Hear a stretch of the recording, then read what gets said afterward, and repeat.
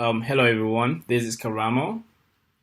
So this video we are going to develop a simple regression model to predict salary based on individual's work experience and also his educational level. So educational level here we are looking at is the individual's bachelor's degree, master's degree or PhD, whether this has any influence on the individual's salary intake or not.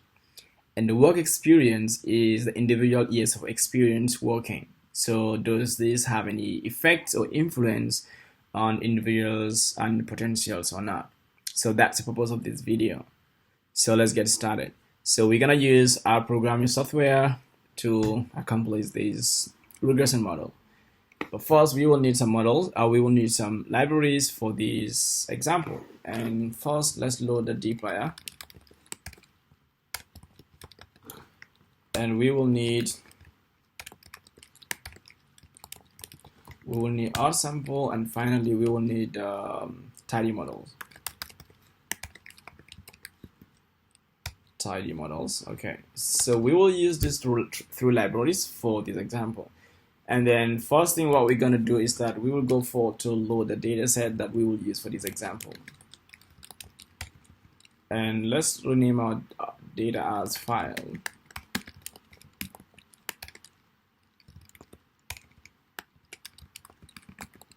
rig.csv. So our data is loaded already with 375 rows and 3 variables, because we're gonna use educational experience, the educational level and your years of experience to predict the individual's salary intake. So we load the data set now, but then before we split this data set into training and testing, we have to see if there's any missing values in the data set. And to see these missing values in every column, we use colsum.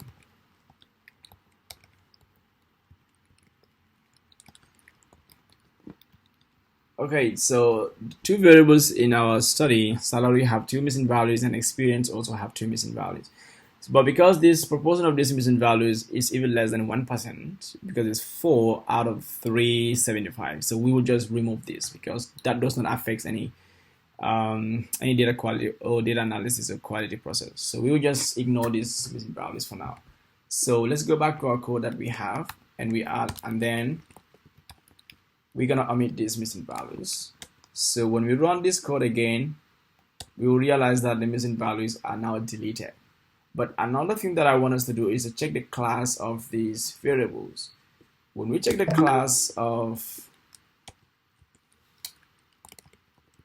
supply, and the variable is file and class. Okay, so our education is character, experience numeric, and our salary is integer. But the problem we have in the class education here, we expected it to be in factors, because if you're looking at our education column, we have bachelor's, master's, and PhD, and this is each specific level. So we have 3 levels. So we expect to deal with this column as a factor instead of as a character, which is defaulting out. So we will change this from a character to a factor. So that means we will also add something to our code here. And then we want to mutate. In mutate, we have educational experience is education. So we want to mutate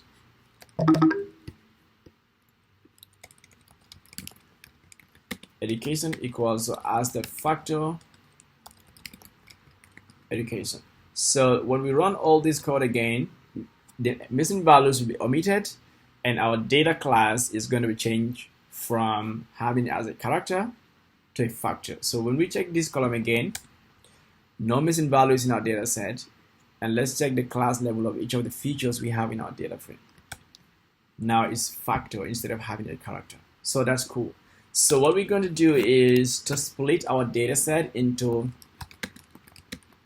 train and test. So what do we mean by this is that we split the data set into training and testing. We will use high proportion of our data set to train the model, and we will use a less proportion, which is probably 20 or 25%, to test the performance of our model. And first, let's set.c. So the set.c here is for reproducibility, in case somebody else have this code and wanted to reproduce the same outcome that we got when we set the seed, it's also possible that if somebody use our code, can also generate the same output that we have. So that makes it really cool. So we can have any random numbers here. It could be 1, 2, 3, could be 1, 2, could be any numbers that you feel like. All right. So then let's split the data set. Oh, sorry. Let's split the data split. Sorry, initial split. And this initial split is from the R sample package where you can get it from. So that's why we load this package first before we will use this function in it. So the data frame we need is file, and then the proportion we need for our training is going to be 0.8, 80% will be used for the training, and the 20% will be used for the testing. So let's set the training and testing. So the train data is, we will need split, and test data we will need testing. Very good. So that's all we have to do. So let's see the proportion of data we have in our training and also in our testing. Object class function braids are samples. We need to rerun this library again. Okay, so let's run this again. Should be okay. No method for object of class function trainings. Do we run this? Oh, wait. Okay, good. So we have our training data, which is 298 observations or 298 rows. So the columns should be pretty the same because we're using the same data set. It's only the difference in rows, but the columns are all the same. So that's why from the file, the original file is 3 columns. The testing data must have 3 columns, likewise the training data. So we split the data set into training and testing because we will use the training data to develop our model, and we will use the testing data to see the performance of our models. So we split the data already, so we will now go forward to develop our prediction model. So, okay, so we will develop a linear model, and this is going to be salary, and salary S is capitalized in our data frame. Let's confirm that. Yeah, S is capital. Good. So salary, and this is explained by tilde experience plus, we want to predict salary based on the individual's years of experience and the educational level. Education, and the data set we will use for this model is train data. Good. Okay, so our model is now developed. So we will now do our prediction. So in predictions, we have predictions, and we want to predict,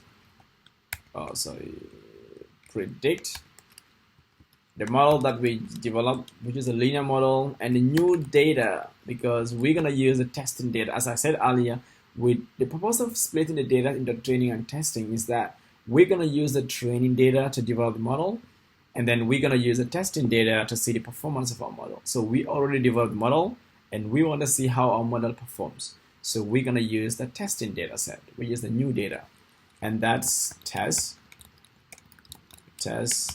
data. Good.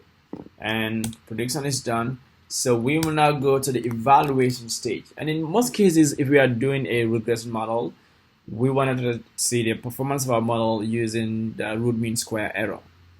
So although some people might have different evaluation metrics to use, but then this is the most common metrics they use in the regression model to see the performance of the model. But if we are doing a classification study, it's a different scenario because we might look into the accuracy of our model, our sensitivity, specificity, or how our model is able to discriminate between our positive and negative classes using the ROC, but that's a different story. So then we have so we're going to use the root mean square error to evaluate our models. So we have the SQRT, that's the square root of the mean predictions, square root of the mean predictions minus the test data outcome, which is the salary. And this is going to be raised to power 2. Raised to power 2. Good. Okay, so our model is evaluated and we're going to see the results very soon. So let's see the model summary.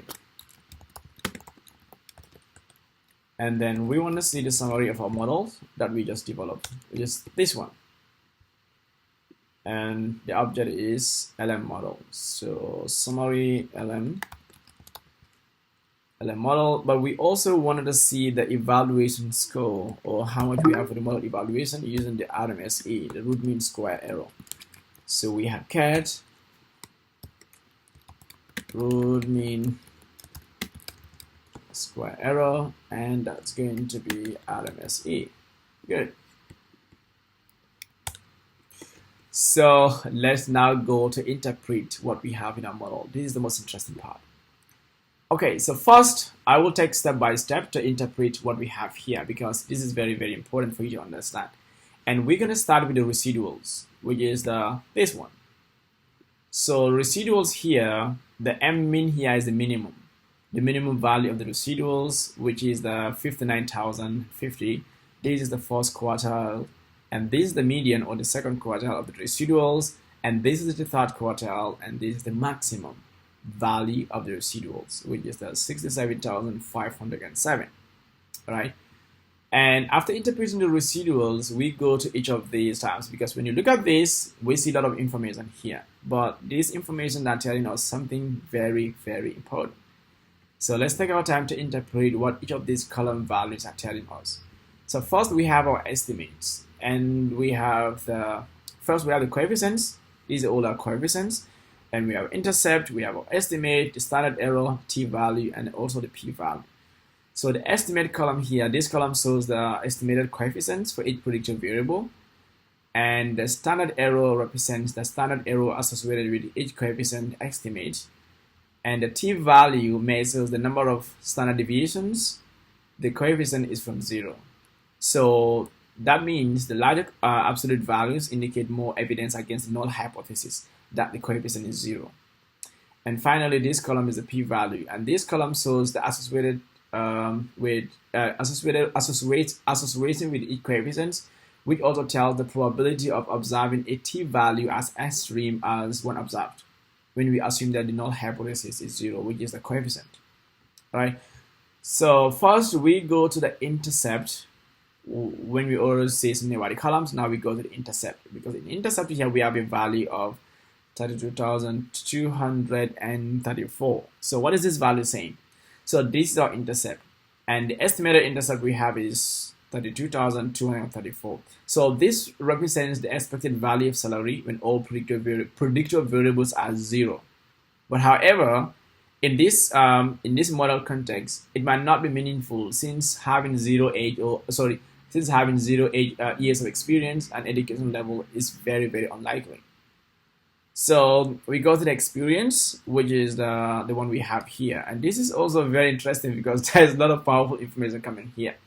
So the coefficient for experience is 6,121, and this indicates that when we hold the education level constant for each additional year of experience, the salary is expected to increase by approximately 6,121.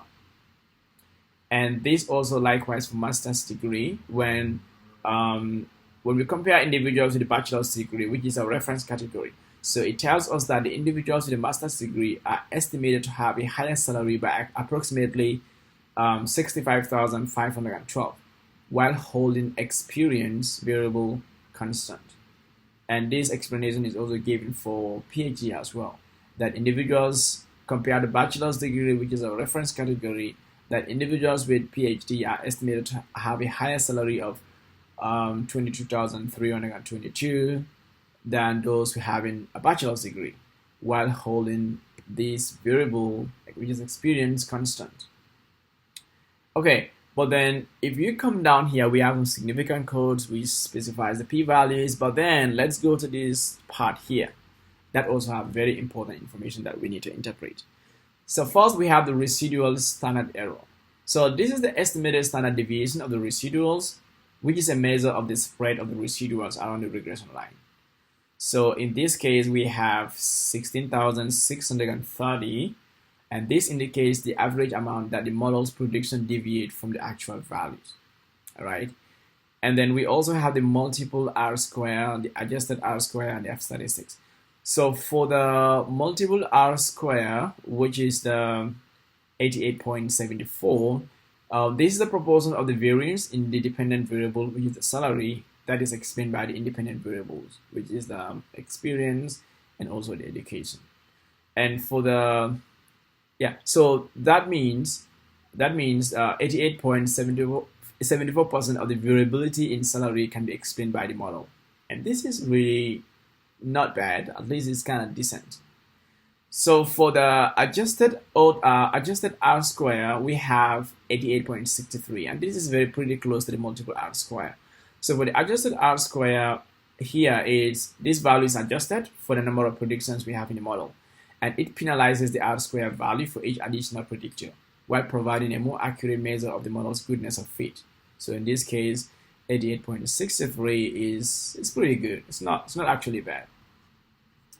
And finally, we have our F-statistics. So the F-statistics and the p-value, which is less than the threshold, the normal threshold that many studies use, which is 0.05. So the F-statistics, the values we have here, tells us that the overall significance of the model. So the F-statistics tells whether the overall model is significant or is not, and the p-value indicates the probability of observing the data if the null hypothesis of the model is not significant, or which is true. So in this case, the p-value is less than 0.05, and this is minus 16. So this is 0.00000 something 22. So up to like 16 zeros. So this is definitely less than 0.05. And this indicates that the model is really significant.